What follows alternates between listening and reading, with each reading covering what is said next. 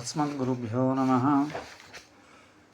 कर्कटे पूर्वपाल्गुण्यं तुलसी कार्णोद्भवं पाण्डे विश्वामरं गोदावन्दे श्रीरङ्गनायकं नीलासङ्गस्तनगिरितटे स्तमध्वजकृष्णं पाराज्यं संश्रुतिशतस्रसिद्धमज्जापयन्ति स्वच्चेष्टायां सृजनिगलितं या बलात् कुञ्जभुङ्क्ते गोदा तस्यै नम इदमिदं भूये वास्तु भूयः। గోదాదేవి చరిత్రం అనుసంధానం చేసుకున్నాం. ప్రస్తుతం తమిళనాడులో శ్రీవిల్లిపుత్తూరు అనే దివ్యక్షేత్రం ఉంది. అక్కడ వడపత్ర సాయి మరియాకు మీద పడుకున్న స్వామి ఆలయం ఉంది. అక్కడ పూర్వం విష్ణు చిత్తుడు విష్ణువు మీదనే చిత్తం గల పెరియాళ్ళు వారు ఉండేవారు. వారు భక్తాగ్రేశ్వరులు. వడపత్ర సాయిని సేవించడమే వారి జీవిత సర్వస్వం. విష్ణు చిత్తులు తులసి పూల తోట పెంచారు. ఆ తోటలో తులసి పుష్పాలతో మాలలు అల్లేవారు. నిత్యం వారు స్వామి కైంకర్యంలో కరిగిపోయేవారు. వారిది అధోలోకం, వారు మరొక లోకం తెలియదు. ఒకనాడు ఇంత జరిగింది. తులసి వనంలో పసిపిల్ల తులసి కానోద్భవం లభించింది. జనకునికి సీతమ్మ లభించిన తీరుగా విష్ణు చిత్తులు మురిసిపోయారు. ఆ పాపను ఆండాల్ గోదాదేవి అన్నారు. అది భగవంతుని ప్రసాదంగా భావించారు.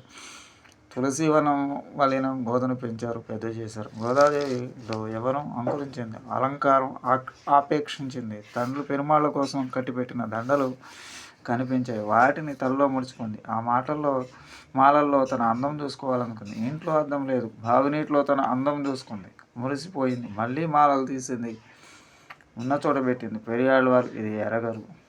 ఆండాల్ ఎంగిలి పూలనే స్వామికి సమర్పించుకున్నాడు. ఒకనాడు బయటపడింది. గోదాదేవి పూలు మూర్చుకొని బావినీటిలో చూసుకోవటం విష్ణు చిత్తుల కంటపడింది. అపచారం చేసావమ్మా అన్నారు, దుఃఖించారు. ఆనాడు స్వామికి పూలు సమర్పించలేదు, బోసిగానే అర్చించారు. మనస్సు వికలమైంది. ఆనాటి రాత్రి వటపత్ర సాయి ఆళ్వార్లతో స్వప్నంలో సంభాషించారు. విష్ణుచిత్త, నేడు నువ్వు నాకు పూలు సమర్పించినవు కావు. మేము బోసిపోయాను, అప్రసన్నంగా ఉన్నాం. స్వామి, నా కూతురు గోద అపరాధం చేసింది. ఆమెది పసితనం. మీకోసం అలినమాల తల్లో తరుముకుంది. బావిలో చూసుకుందని స్వామి పక్కన నవ్వాడు. స్వామి అపచారం. విష్ణుచిత్త, ఆండాల్ తలదాల్చి తీసిన పూలే మాకు ఇష్టం. ఇక నుంచి గోదా తలదాల్చిన పూలు మాకు తలదాల్చని పూలు మాకు సమర్పించరాదు. ఇది మా అభిమతం, ఆదేశం. ఈ వృత్తాంతమే ఆండాల్ అమ్మవారి ప్రార్థనా శ్లోకం. దీన్ని సాధించిన వారు పరాశర భట్ల వారు. నీలాదేవి కుచములు ఉన్నతములు గిరులు వంటివి. శ్రీకృష్ణుడు ఆ సానువుల మీద పన్నాడు. ఆదమరిచి నిద్రించాడు. ఆండాల్ ఆ దశలో స్వామిని మేల్కొలుపు జాగృతం చేసింది. ఆండాల్ స్మృతి విహితమైన ప్రపత్తిని అవలంబించింది. తనను స్వామికి అర్పించుకుంది.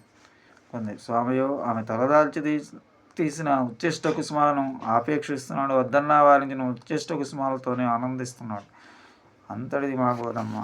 ఇదిగో ఆమెకి ప్రణమిలుతున్నాను, మరల మొకరిల్లుతున్నాను. స్వచ్ఛిష్టమాలిక గంధబంధ బంధన విష్ణవే విష్ణుతనూజాయ గోదాయే నిత్యమంగళం. కర్కటే పూర్వపాల్గుణ్యం తులసి కార్ణోద్భవం పాండే విశ్వామరం గోదాం వందే శ్రీరంగనాయకం. శ్రీమతే రమజామాతృమునీంద్రాయ మహాత్మనే శ్రీరంగవాసనే భూయాత్ నిత్యశ్రీ నిత్యమంగళం. మంగళం నారసింహాయ మంగళం యాదాద్రీశ నివాసాయ మంగళం గుణసింధవే మంగళాన నివాస యాదాద్రీశాయ శ్రీ మంగళాశాసన ప్రేమదాచార్య పురోగమై సర్వైస్య పూర్వైరాచార్యై సత్కృపాయాస్తు మంగళం. స్వస్తి. జయ శ్రీరామ్.